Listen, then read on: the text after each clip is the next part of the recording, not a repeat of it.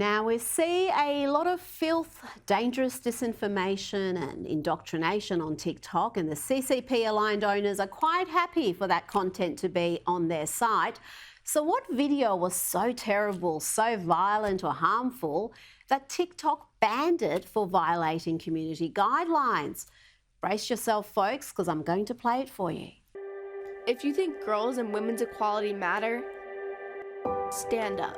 If girls and women's sports matter, and you want your daughters to have the same opportunity you had, stand up. If you know that it isn't fair or safe to allow males to compete in girls' sports because it's, well, obvious, stand up.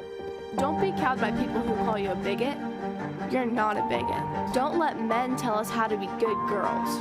Don't let others tell you you just need to be quiet. Sit down. Be nice. It's not nice to further a lie. It's not mean to believe in women's equality. We deserve our own sports, privacy, fairness, safety. We deserve a chance to compete and win. So don't be nice. Don't be careful. Be honest. Be brave. Fight for women. We've come too far to give up now. And if you agree with that, stand up and stand with us. That was a commercial for XXXY Athletics. They say they're the only athletic brand that stands up for women's sport, but young girls speaking about keeping male bodies out of their sport is apparently too much for TikTok. Joining me now is Sky News contributor Kosha Gada. Kosha, why would TikTok ban that ad? Why would they deem it a breach of their community guidelines?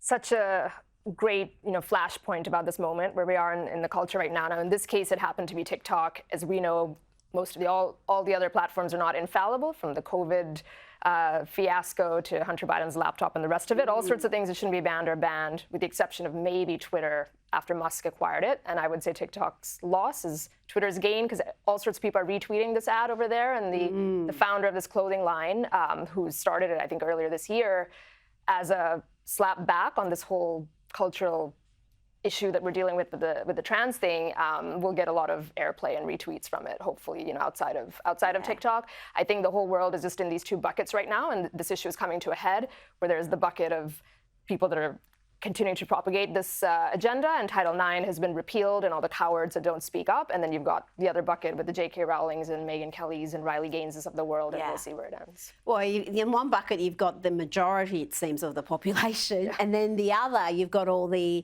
influence. You've got the celebrity world, you've got most of the media, you've got the institutions, and that's where I think this is going to really come to a head.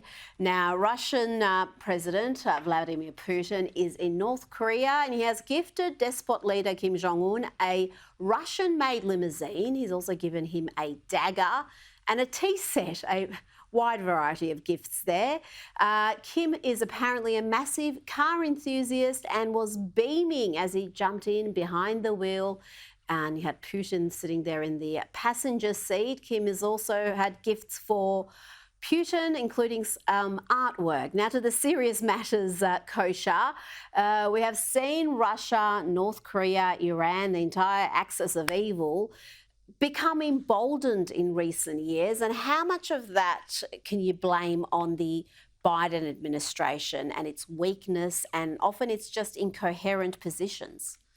I think it's a big part of it, and many people, including the many Trump haters, acknowledge that nothing happened in the previous 4 years, and it's not hard to conceive that it probably wouldn't have happened. They've seen the weakness of the current leadership. They saw how the withdrawal from Afghanistan went. All those things play into the calculus of these countries and leaders for sure.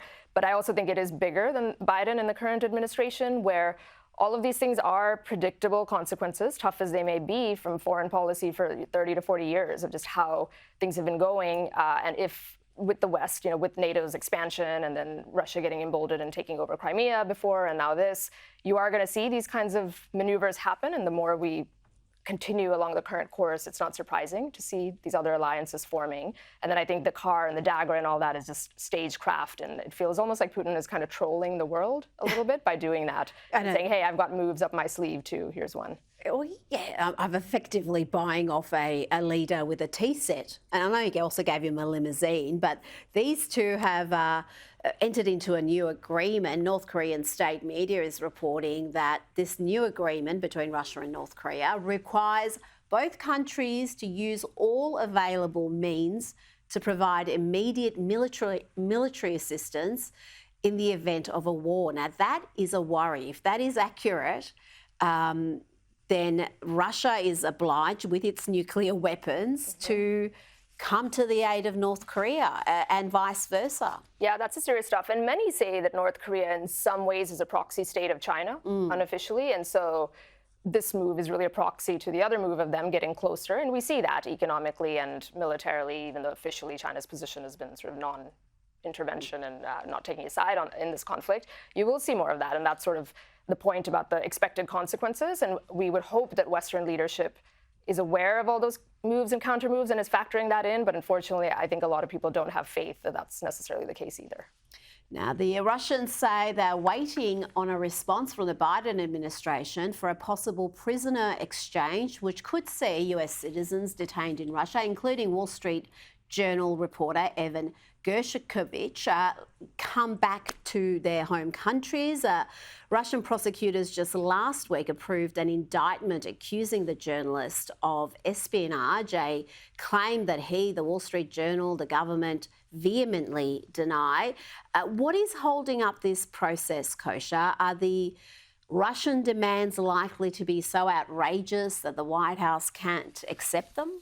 It's a great question. This is, I think, going to bring this to a head as well about how much of a concession is a fair concession. And there's so much of a disconnect and lack of consensus domestically within the US around this. So, if there's we don't know obviously all the machinations and what the ask is behind the scenes, but if Putin is linking it to some sort of agreement of a peace settlement with Ukraine, which would include Ukraine ceding some territory to Russia, that's going to be an issue because domestically there's absolutely not alignment on that. There are those who say that's real life and you've got to accept it and move on and end this war. And there are those who say absolutely not, we're not going to cede to that. And unfortunately, this hostage situation in Evan sadly becomes, I don't want to say a pawn, but sort of a pawn in that chessboard. And that's just the real harsh, unfortunate reality of it. Because the White House has been willing to be generous, if you could say. They've released monstrous mass killers in these prisoner exchanges. So they have been willing to release people they really shouldn't release to get their citizens back. But it'll be interesting to see how this resolves. Let's hope Evan is back home soon. Kosha Gada, thank you so much for your time.